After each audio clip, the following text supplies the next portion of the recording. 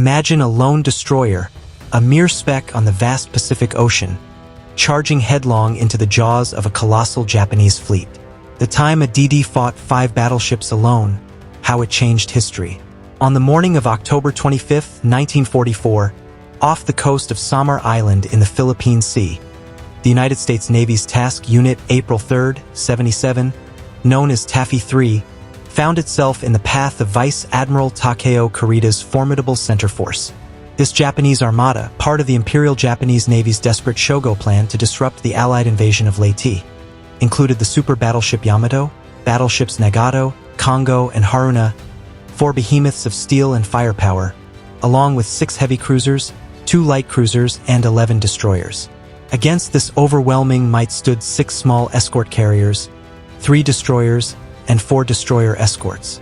At the forefront of this David versus Goliath confrontation was the USS Johnston, a Fletcher-class destroyer, DD-557, under the command of Lieutenant Commander Ernest E. Evans. Little did the men aboard know that their actions that day would etch their names into the annals of naval heroism, altering the course of the Battle of Leyte Gulf and, ultimately, the Pacific War. To understand the gravity of this encounter, we must rewind to the broader context of the Battle of Leyte Gulf, the largest naval battle in history. In October 1944, General Douglas MacArthur's forces had begun the liberation of the Philippines, landing on Leyte Island on October 20th. The Japanese, facing the loss of their vital oil supply lines, launched Operation Show 1, a multi-pronged assault to destroy the American fleet and beachhead.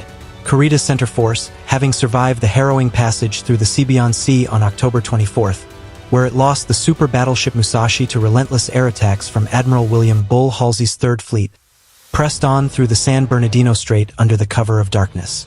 By dawn on October 25th, Kurita's ships steamed southward along Samar's eastern coast, believing they were closing in on the main American carrier force. In reality, Halsey had taken the bait of a northern decoy fleet under Admiral Jisaburo Ozawa, leaving the strait unguarded. To the south, Vice Admiral Thomas Kincaid's 7th Fleet was engaged in the Battle of Surigao Strait. This left the protection of the Leyte landings to the 3 Taffy groups, escort carrier task units supporting the amphibious operations. Taffy 3, commanded by Rear Admiral Clifton Ziggy Sprague, consisted of the escort carriers Fanshawe Bay, St. Lo, White Plains, Kalinan Bay, Kitkun Bay, and Gambier Bay. These baby flat tops were converted merchant hulls, lightly armored, with speeds of only 18 knots, armed primarily with 5-inch guns and carrying about 28 aircraft each, FM-2 Wildcat fighters and TBM Avenger torpedo bombers. Escorting them were the destroyers USS Johnston, USS Hull, DD-533, and USS Hirman, DD-532, each displacing about 2,100 tons, armed with 5 5-inch/38 caliber guns, 10 21-inch torpedo tubes, and anti-aircraft weaponry. Augmenting them were the destroyer escorts USS Dennis, D-405, USS John C. Butler, D-339, USS Raymond, D-341, and USS Samuel B. Roberts, D-413. Even smaller vessels at 1,200 tons, with 2 5-inch guns and 3 torpedo tubes. The men of Taffy 3 were a mix of seasoned sailors and green recruits, many experiencing their first taste of combat. Commander Evans, a Cherokee Native American from Oklahoma, was a tenacious leader known for his fighting spirit. Upon commissioning the Johnston in October 1943, he had declared to his crew, "This is going to be a fighting ship. I intend to go in harm's way, and anyone who doesn't want to go along can get off right now." His words would prove prophetic. The strategic situation was dire. If Kurita broke through, he could bombard the thinly defended landing beaches, where 130,000 American troops and their supplies were vulnerable. The fate of the Philippines campaign hung in the balance, and with it, the momentum of the Allied advance toward Japan. As the first light of dawn pierced the horizon at 0645 hours, lookouts on the USS White Plains spotted tall pagoda masts silhouetted against the rising sun, 17 nautical miles to the northwest. Moments later, Ensign William C. Brooks, piloting a TBM Avenger from the St. Lo, confirmed the nightmare. "Holy, I can see pagoda masts. I see the biggest battleship in the world, a meatball flag. It was the Yamato, the largest battleship ever built, displacing 72,800 tons, armed with 9 18.1-inch guns capable of hurling 3,200-pound shells over 25 miles. Admiral Sprague, aboard the Fanshawe Bay, immediately ordered his carriers to turn east at flank speed, launch all aircraft, and make smoke to obscure their positions. The Japanese, mistaking the slow escort carriers for fleet carriers, opened fire at 0659 hours. Yamato's massive guns boomed, sending white-dyed shells arcing through the sky. Nagato followed with pink, Haruna with greenish-yellow, and Kongo with blood-red, a rainbow of death raining down on the Americans. By 0700 hours, the range had closed to 15 miles. Shells straddled the carriers, sending geysers of water hundreds of feet into the air. The acrid smell of cordite filled the air as the escort's 5-inch guns barked in defiance. It was then that Commander Evans made his fateful decision. Without orders, he swung the Johnston toward the enemy at 25 knots, her twin screws churning the sea into foam. "All hands to general quarters," blared over the intercom. The crew, hearts pounding, manned their stations amid the deafening roar of incoming artillery. As Johnston closed the gap, she laid a thick smokescreen, a veil of black oil smoke that billowed across the water, shielding the carriers. Zigzagging wildly to avoid shells, she pressed on. At 0710 hours, now just 10,000 yards from the leading heavy cruisers, Kumano, Suzuya, Chikuma, and Tone Gunnery Officer Lieutenant Robert C. Hagen opened fire with the ship's Mark 37 director controlling the 5.5-inch guns.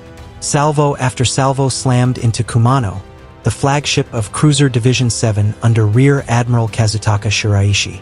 The Japanese responded with fury. 14-inch shells from Kongo and Haruna bracketed Johnston, the concussions shaking her hull like a tin can in a storm. But Evans evaded masterfully, combing the tracks of torpedoes launched by enemy destroyers. By 0715 hours, at 10,300 yards, Johnston unleashed all 10 of her Mark 15 torpedoes toward Kumano.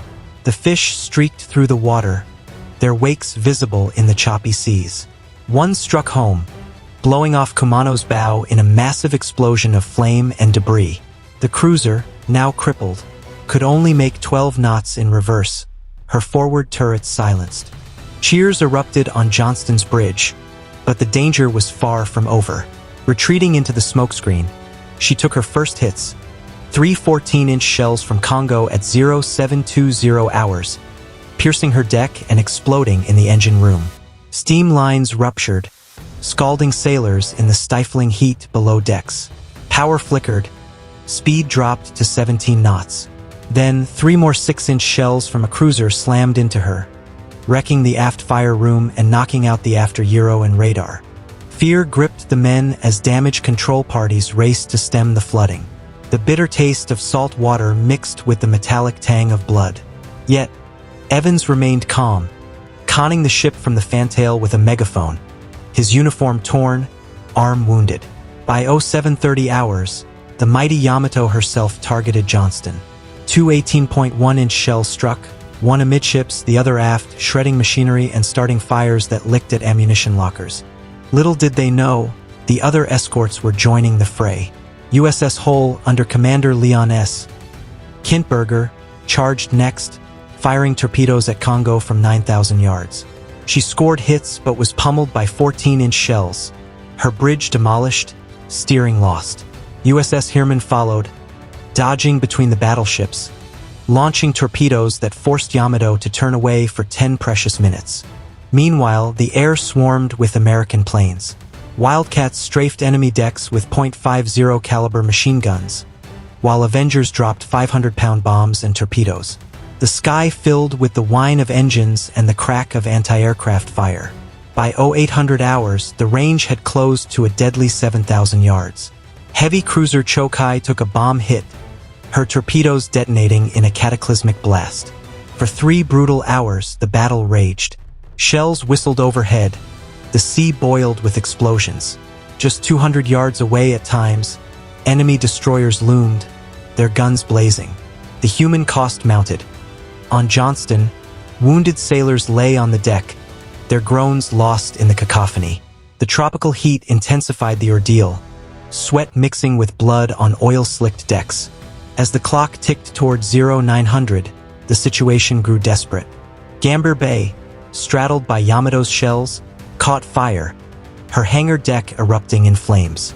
She listed heavily, abandoning ship at 0907 hours.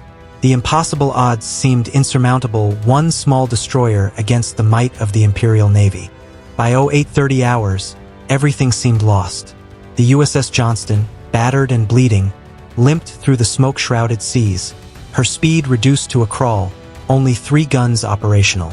Fires raged unchecked aft, ammunition nearly expended.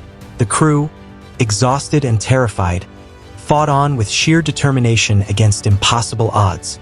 Commander Evans, now steering from the stern, his fingers blown off one hand, blood soaking his khakis, refused to yield. The Japanese pressed their advantage. The light cruiser Yahagi, accompanied by destroyers Yukikes, Isokes, Urikes, and Nowaki, bore down on the stricken Gambier Bay and her protectors. From just 7,000 yards, their guns thundered, shells ripping into Johnston's superstructure. A 6-inch round from Yahagi penetrated turret number 2, exploding inside and killing all within. The screams cut short in an instant. The deafening roar of artillery merged with the cries of the wounded. The air reeked of gunpowder, burning fuel, and charred flesh. Water flooded the engineering spaces, the ship listing to port as pumps failed. "We're sucking air through the stacks," reported a frantic engineer.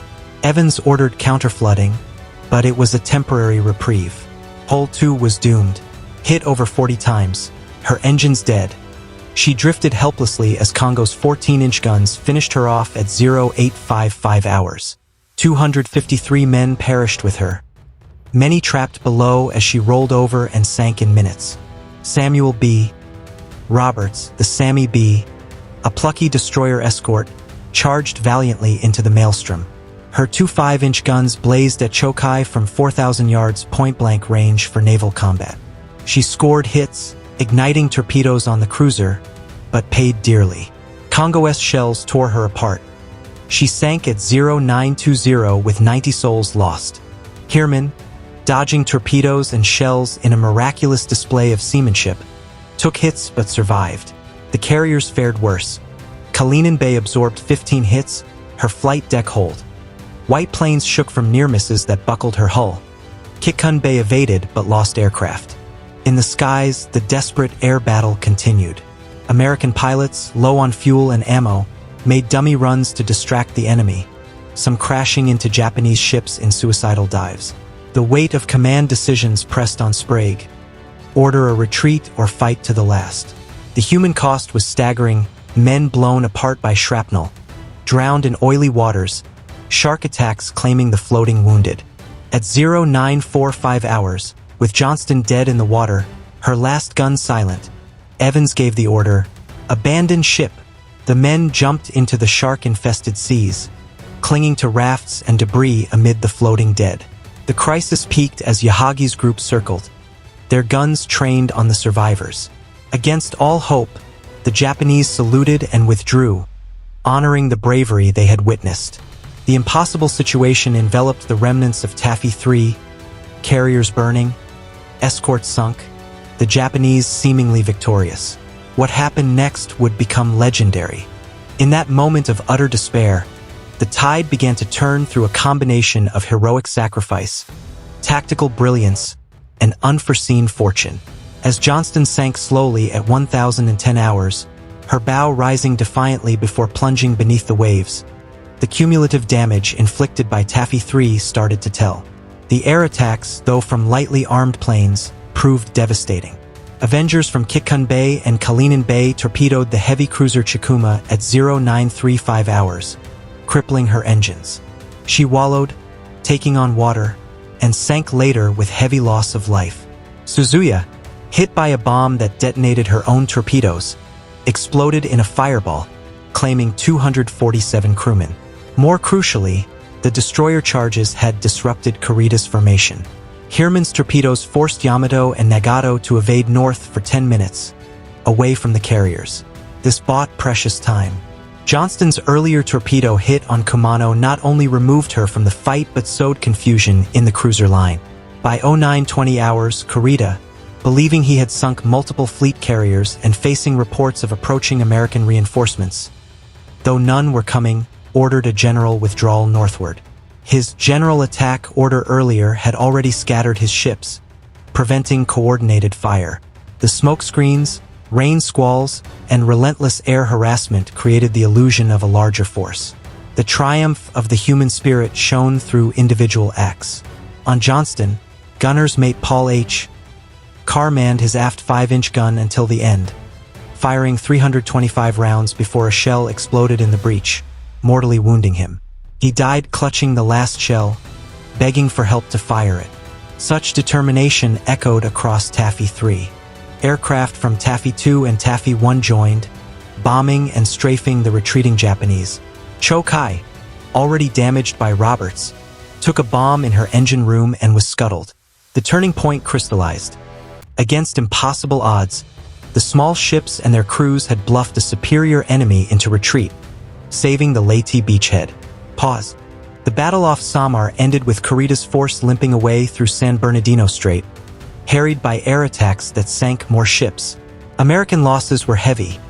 Escort carriers Gamber Bay and St. Lo sunk, the latter by a kamikaze attack at 1050 hours, the first organized kamikaze strike, killing 113. Destroyers Johnston and Hull lost. Destroyer escort Samuel B. Roberts gone. Total U.S. casualties: 1,161 killed or missing, 913 wounded. Japanese losses included 3 heavy cruisers sunk, Chokai, Chikuma, Suzuya. Kumano damaged beyond repair, later sunk, with over 2,700 dead. Survivors from the sunk ships endured 2 harrowing days adrift before rescue on October 27th. Of Johnston's 327 crew, 141 survived. 186 perished, including Commander Evans, last seen waving from the water. Sharks, thirst, and exposure claimed many. The historical significance cannot be overstated. Taffy 3's stand prevented the destruction of the Leyte landings, ensuring the success of the Philippines campaign and hastening Japan's defeat. It demonstrated that courage and ingenuity could overcome superior firepower. Honors followed. Taffy 3 received the Presidential Unit Citation for extraordinary heroism. Evans was posthumously awarded the Medal of Honor, the first Native American in the Navy to receive it. Other medals included Navy Crosses for Hagen and many crewmen. The battle inspired ships named in their honor, like the modern destroyer USS Evans. This clash remains a testament to the human cost of war and the indomitable spirit that prevails. This was just one of countless untold stories from the Second World War. Subscribe to the War Archives as we continue to bring these forgotten chapters of history back to life.